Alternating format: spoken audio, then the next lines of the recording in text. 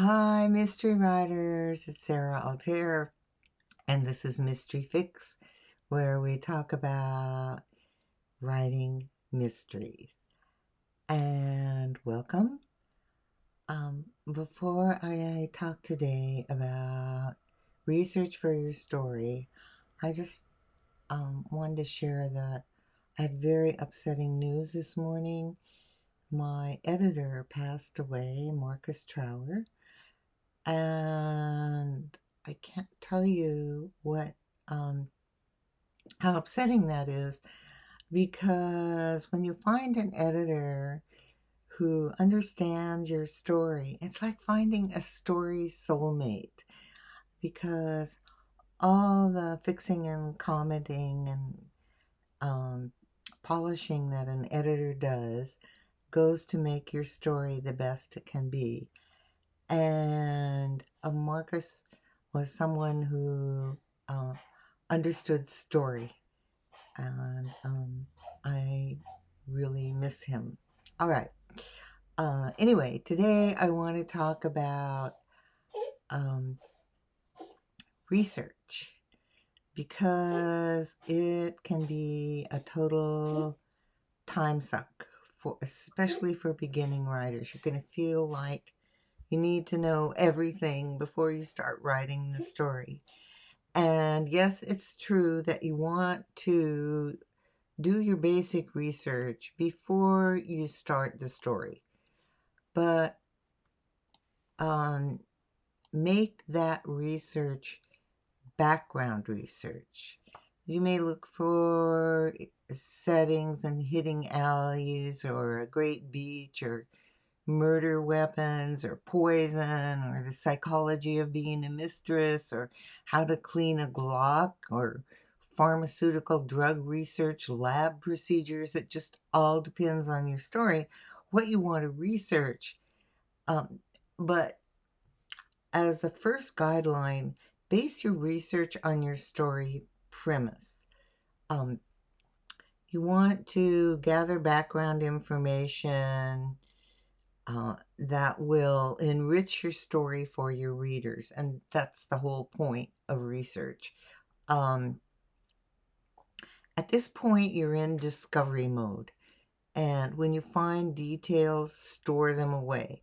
So you want to do the same thing that you do in creating a character Bible, where you put all your characters in one place, put all your research in one place, and that's going to depend whether you do it online or in a binder or whatever you do. But put all your research in one folder. Let's just put it that. You want the details to enliven your story, so the background material gives you a sense of what it is that you want to do. Because, first of all, you're telling a story. You're not going to just dump pages of information into your story to show how much research you've done or how smart you are, because that doesn't enhance the story. So you want to keep that in mind. 80% of the research that you do will never show up in your story.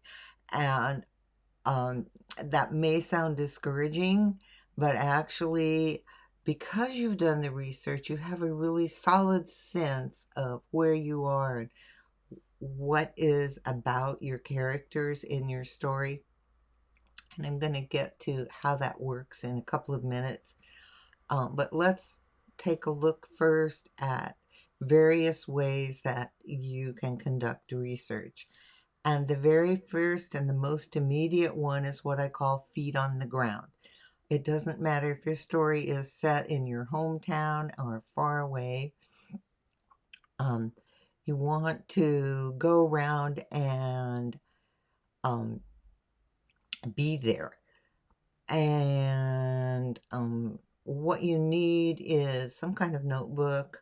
A camera is absolutely essential. The more photos you can take, they don't have to be fancy. You can use your mobile phone. Most mobile devices now have excellent cameras. And take pictures of your settings. If you find a great place for a fight scene or whatever it is, um, take as many photos as possible because you think you remember, but if you only took one photo, you'll go, I wish I had walked around to the other side or something. So um, this is a place where you're just gathering, gathering, gathering, gathering. So you want a notebook and you want your camera and you want to use those tools to get your background information. And the other thing I want to say is keep an open mind while you're doing your research because you may discover things that you had no idea, didn't even enter your head, and all of a sudden you're there, feet on the ground, and you go, oh my gosh, this is just perfect for whatever it is that's going to be in your story. So the other thing that's really beneficial about feet on the ground is you're going to discover things that no amount of internet research is going to tell you. You're going to have the sights, you're going to have the smells, you're going to have the sounds, and that's what your notebook's for, to record those sensory details because you can add them in your story. And another part of what I call feet on the ground research is word of mouth. And that's just telling everybody that you know that you're writing a story about X. And amazingly enough, people love helping writers, and you'll be amazed. Um, and they may introduce you to specialists, um, and they'll just come up with various people or ideas that you may know. So don't discount the people that you know, even though they're not specialists in whatever you do, because they may know somebody who does.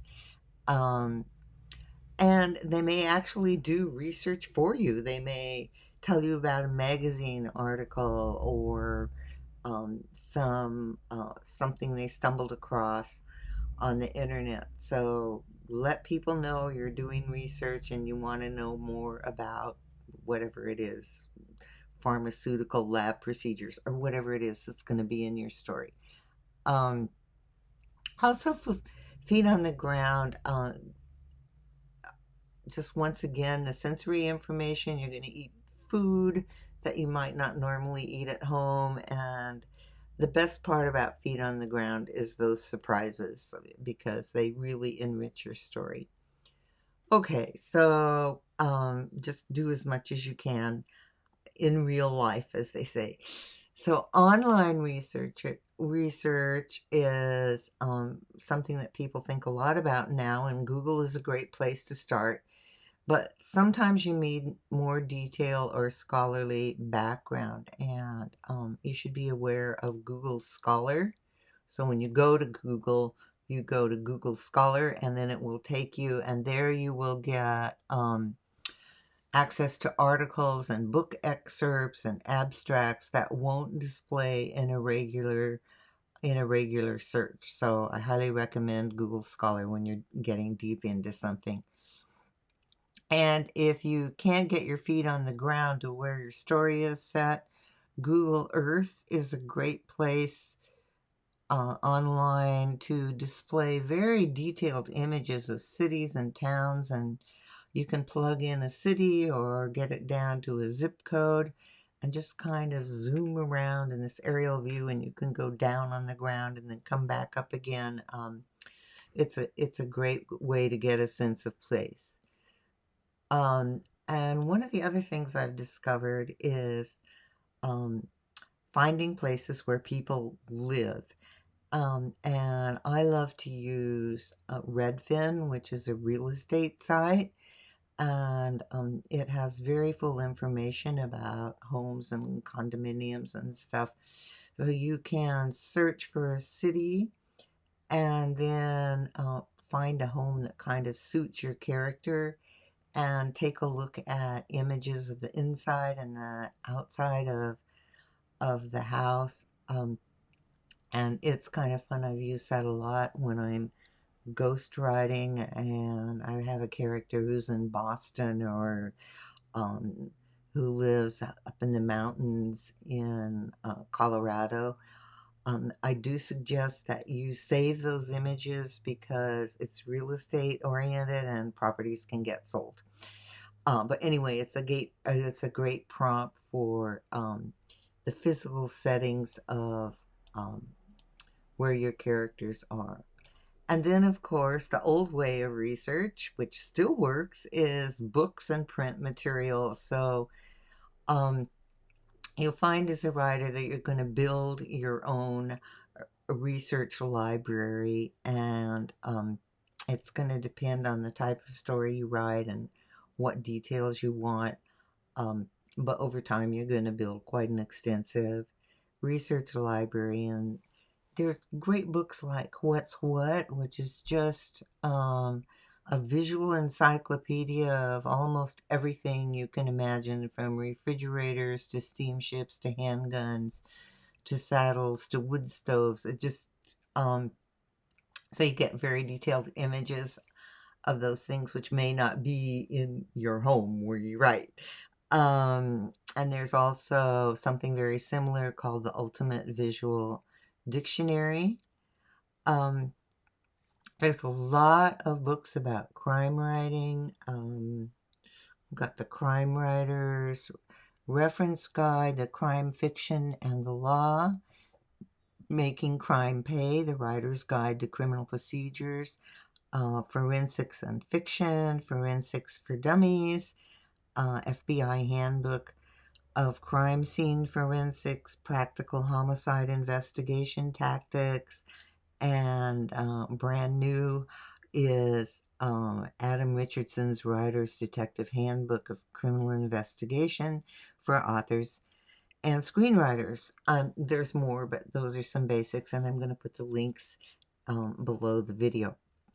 So as you search for the right answers, you may collect details from many sources, travel brochures, or firearm manuals, or used bookstores, or government websites, and maps, and documentaries, and medical journals, and guidebooks. It's just like you go wherever you find the information that you want to include in your story. So it's going to be up to you and your story what kind of information you gather, but put it all in that folder so you have it ready while you're writing. For beginning writers, I just want to emphasize some guidelines for doing your preliminary research. Research can take you down rabbit holes, and you can spend years, literally years, doing research. But your main goal is to write the story.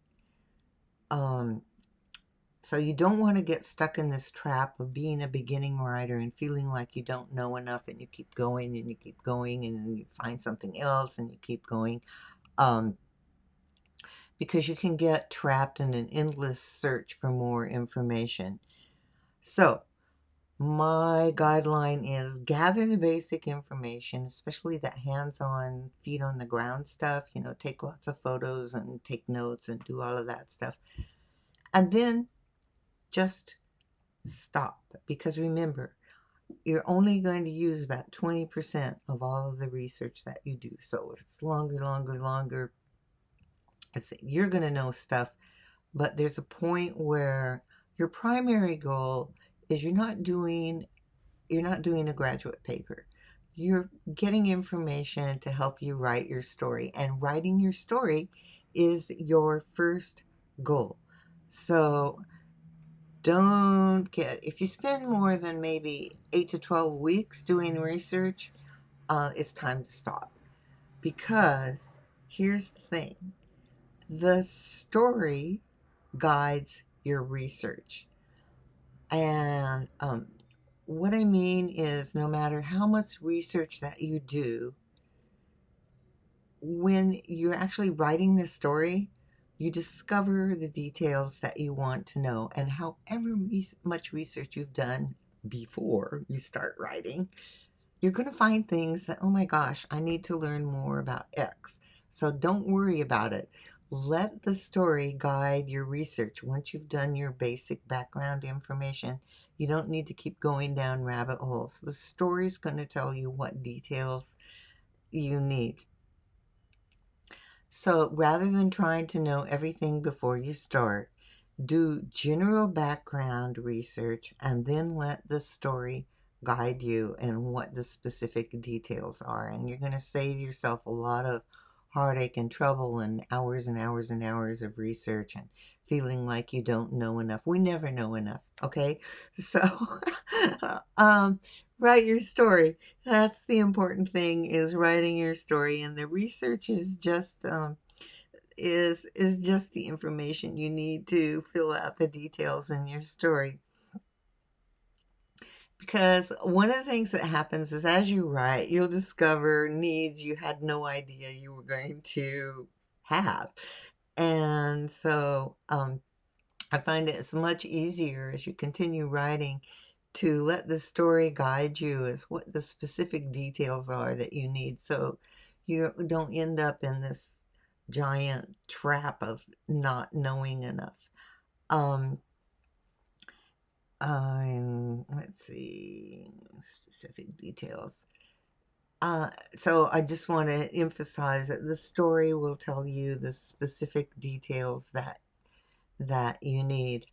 Um, as always, if you're stuck or you wonder when it is the right time to stop, or have I done enough, or how will I know, be sure to get in touch with me. Write your comments below the video, and we can chat about that. It's a big hunk to chew. I think the important things are, put all your research in one place, whatever that is, and get to writing your story. All right, so thank you very much for being at Mystery Fix, and I will see you next week.